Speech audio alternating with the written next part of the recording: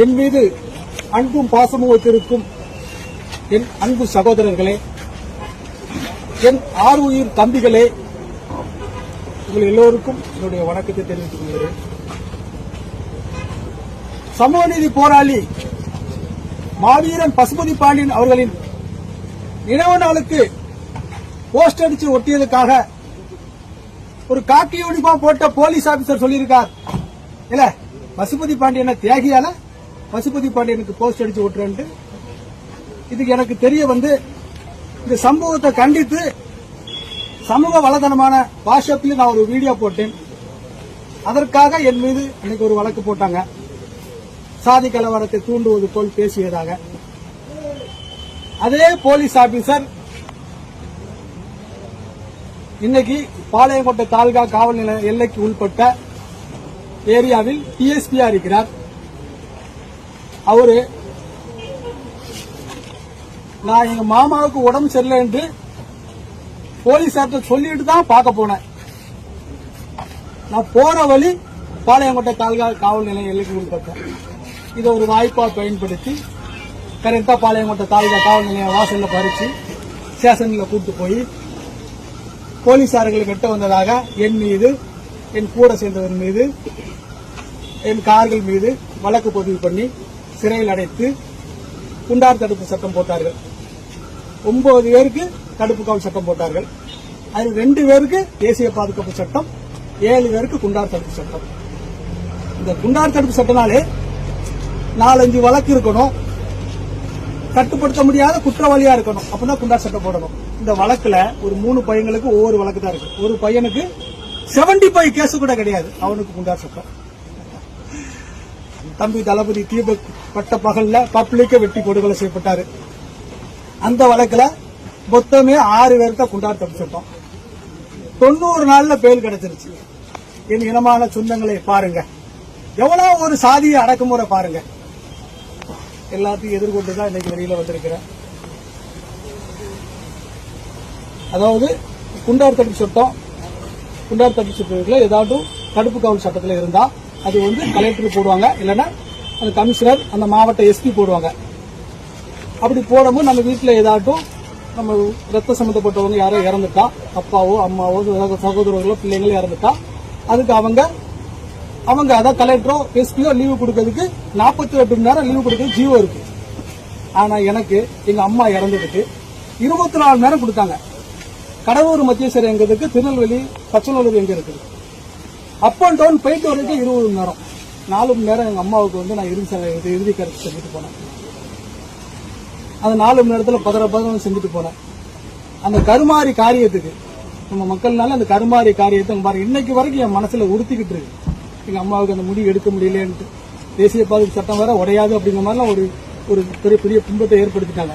எனக்கு பெரிய வருத்தமாயிட்டு எங்க அம்மாவுக்கு அந்த காரியம் செய்யறதுக்கு லீவு கொடுக்கறதுக்கு காவல்துறை கடுமையான ஒரு கோர்ட்ல எதிர்ப்பு தெரிவிச்சாங்க. கரெக்டா எங்க அம்மா மே மாசம் 4ஆம் தேதி இறக்குறாங்க.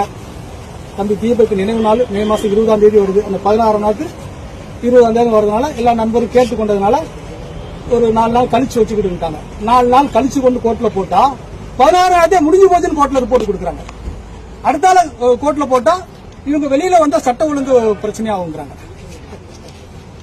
ஏன் திமுக வெட்டினவங்க வெளியே வந்திருக்காங்க, சட்ட ஒழுங்கு பிரச்சனை ஆகலையா? இதெல்லாம் சமூக நீதி பேசும் முதலமைச்சரை வேடிக்கை பார்த்துக்கிட்டு தான் இருக்காரு. ஒருவேளை அவரு பார்வையில தான் சமூக நீதியா இருக்குமே எனக்கு தெரியல. ஏன்னா தியாகி ஐயா இமானுவேல் சேகரன் குரு பூஜை விழாவில் அதான் நடந்துகிட்டு இருக்கு. எதிர்கட்சி தலைவரா இருக்கும்போது குரு பூஜைக்கு வந்தாரு, முதலமைச்சர் வந்தாரு, வரமாட்டாரு. இது எப்படி சமூக நீதி ஆகும்? அப்போ அதுல என்னன்னு தெரியுதுன்னா உங்களுக்கு நான் எல்லாம் செய்வேன், ஆனா முதல் மரியாதை செய்ய மாட்டேன். இதுக்கு பேர் சமூக நீதி கிடையாது, இது சமூக அநீதி. மற்றும் ஒரு சார்பாகவும் சாதியமாகவும் செயல்படும் காவல்துறையினருக்கு நான் ஒன்றே ஒன்று சொல்லிக்கொள்ள விரும்புகிறேன். எங்கள் மனதார நேசிக்க எங்கள் தலைவர்களை எங்கள் மனது புண்படும்படி பேசினால் அதை நான் கண்டிப்பேன். அதனால் எத்தனை வழக்கு போட்டாலும் அதை நான் எதிர்கொள்ள தயாரா இருக்கிறேன்.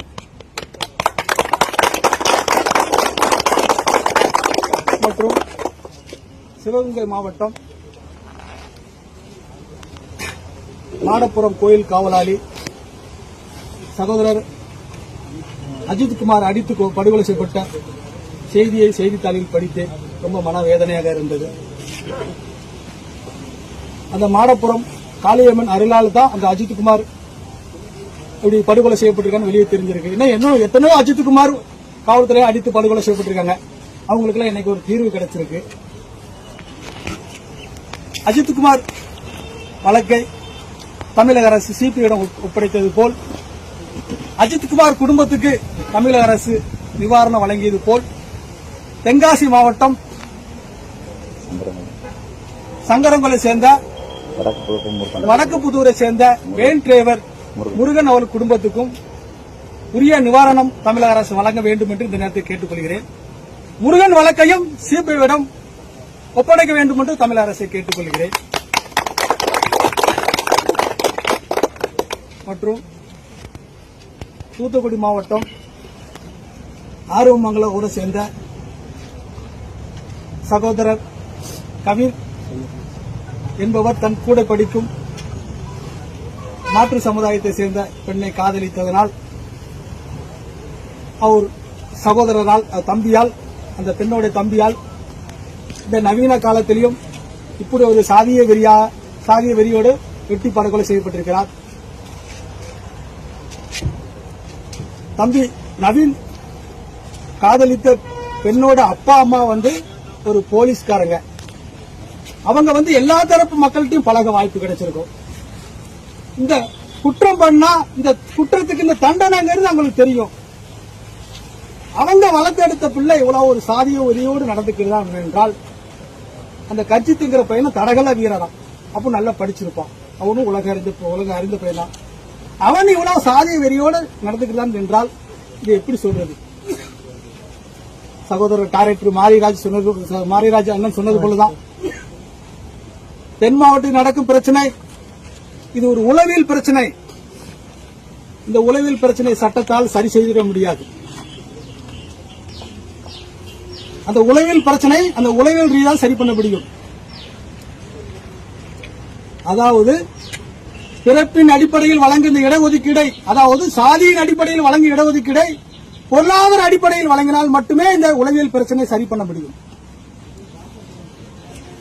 பள்ளிக்கூடத்தில் உங்க சாதி என்னன்னு கேட்காதீங்க, உங்க குடும்பத்தோடைய பொருளாதாரம் என்னன்னு கேளுங்க. இந்த சாதி பிரச்சனை ஒலியும் இந்த சாதி இழிவு நிலைகள் முடிவுக்கு வரும்.